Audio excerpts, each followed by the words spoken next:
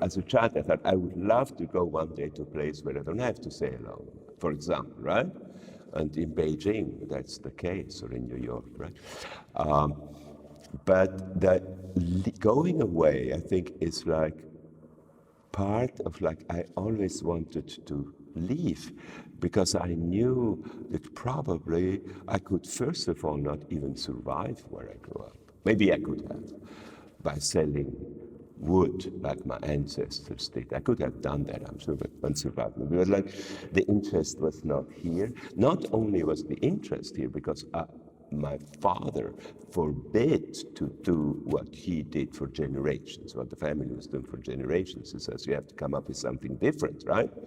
Because like always doing the same thing as your father and grandfather, he said it's a little bit like incest. So come up with something else. And so I said, okay, then I become an artist. And he said, well, don't exaggerate, okay? I mean, it's like you do something, but like don't go too far.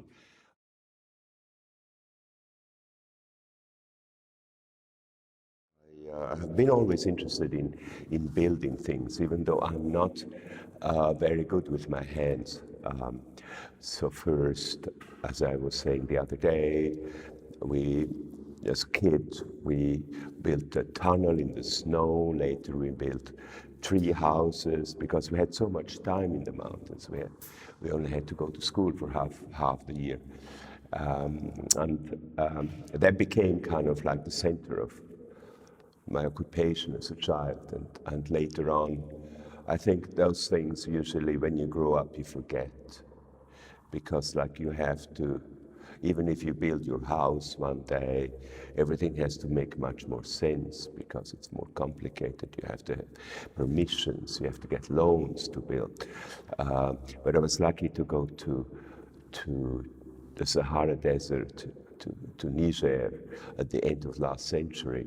And there it's actually what was the continuation of the time I was a child, because you can just build without permissions. And it's also great because it goes fast.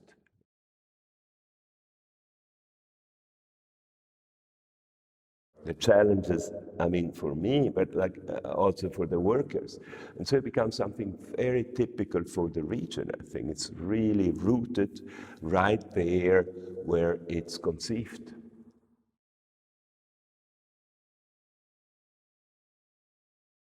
I go twice around the world every year.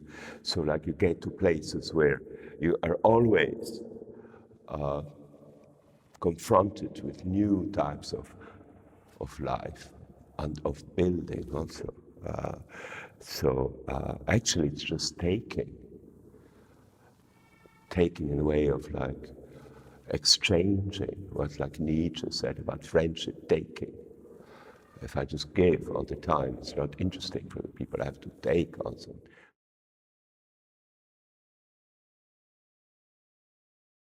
Art, in my case, is also very related to just what happened, or being in a situation which is maybe new in one way, that you have never thought before, but it's always connected.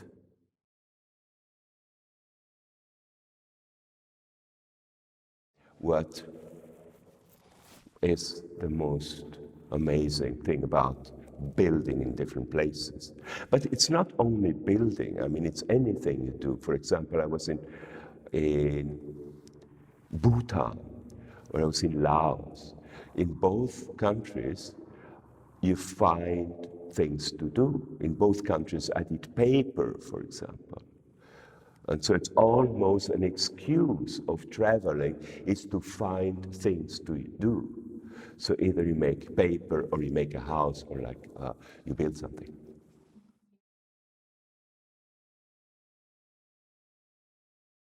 The whole nomadic aspect is, I think, embedded in us. It's part of our life. I don't think that we are made to stay over there in that apartment for the rest of our lives. I think that we are actually, most of our creation is through moving.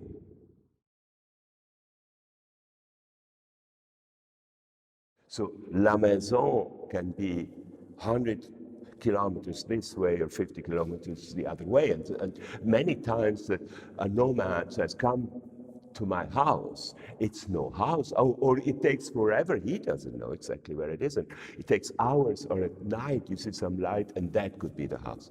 So I kind of like that, because it's ephemeral. This idea of like not leaving anything is kind of like what I would prefer.